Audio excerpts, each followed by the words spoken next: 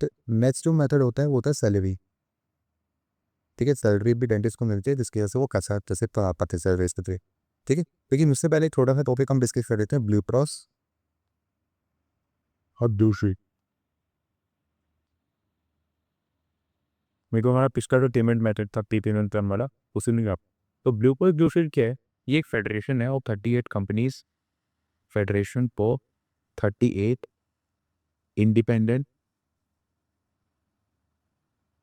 Health insurance companies. ठीक है, तो ये लगभग खुली करके 99 मिलियन लोगों को हेल्थ इंश्योरेंस प्रोवाइड करते हैं। ठीक है, और ये एक तरह से non profit health service corporation है, non profit health service corporation.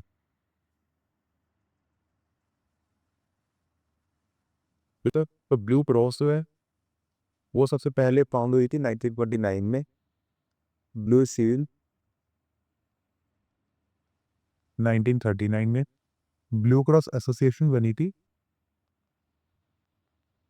1948 में। सॉरी, ब्लू शील्ड एसोसिएशन बनी थी 1948 में। और ब्लू क्रॉस एसोसिएशन बनी थी 1960 में। और बाद में इन दोनों का मर्जर हो गया था, ब्लू क्रॉस और ब्लू शील्ड का मर्जर हो गया था, तो वो बन गया blue cross blue shield association. ये बनी थी 19 के कुल। तो सर ये था ब्लू क्रॉस और ब्लू शील्ड के बारे में। तो ये भी एक तरह से नॉन प्रॉफिट हेल्थ मतलब इंश्योरेंस कंपनी हुआ, नॉन प्रॉफिट पर। ठीक है, इसके अलावा जो इंश्योरेंस होते हैं वो प्रीपेड ग्रुप प्रैक्टिस वगैरह भी हो सकती है, तो वो सब आप बुक में से देख लेना। ज़्यादा इंपॉर्टेंट है नहीं, वो एग्जाम में पूछती नहीं है, लेकिन फिर भी एक बार बुक में से देख लेना। ठीक है, उसके बाद अब जो प्री पेमेंट प्लान के बाद जो नेक्स्ट आता है हमारा वो होता है सैलरी। तो सैलरी क्या होता है? तो सैलरी मान लो डेंटिस्ट को कोई वो सर्विस प्रोवाइड कर रहे हैं और बदले में उनको सैलरी दी जाएगी। ठीक है, तो ये जनरली ग्रुप प्रैक्टिस में उन्हें देखने को मिलता है। ग्रुप प्रैक्टिस मतलब कि मान लो कई सारे डेंटिस्ट ने एक साथ ही मिलकर के एक हॉस्पिटल खोल लिया, तो उसमें उनकी सैलरी की साइड होगी। ठीक है, तो ग्रुप प्रैक्टिस में हो जाता है।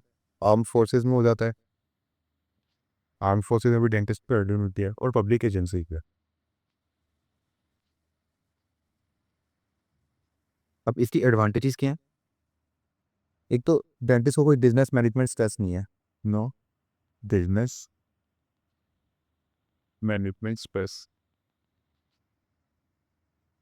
ठीक है, डेंटिस्ट प्योरली जो है क्लिनिकल केयर के ऊपर फोकस कर सकता है। ठीक है, दूसरा जो है इसमें अट्रैक्टिव फ्रिंज बेनिफिट्स जो हैं। फ्रिंज बेनिफिट्स कौन कौन से? उसे मान लो पेड लीव हो गया, रिटायरमेंट प्लान हो गया, ठीक है, हेल्थ इंश्योरेंस वगैरह वो सब मिल जाते हैं डेंटिस्ट को इसको। फिर इसके डिसएडवांटेजेस क्या हैं? इसकी जो मेन डिसएडवांटेज है वो है लोअर फाइनेंशियल मॉडरेट।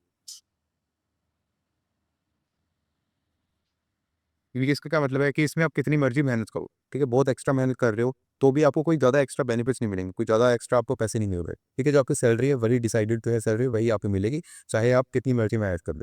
ठीक है, तो एक तरह से प्रोडक्टिविटी रिड्यूस होती है। डेंटिस्ट सोचते हैं कि भाई हम ज़्यादा काम करें क्यों अगर हमें पैसे उतने मिलने। ठीक है, तो एक तरह से परफॉर्मेंस बेस्ड इंसेंटिव्स नहीं मिलते, इसलिए डेंटिस्ट जो है एक तरह से उनकी प्रोडक्टिविटी कम हो जाती है। तो ये था सैलरी के बारे में।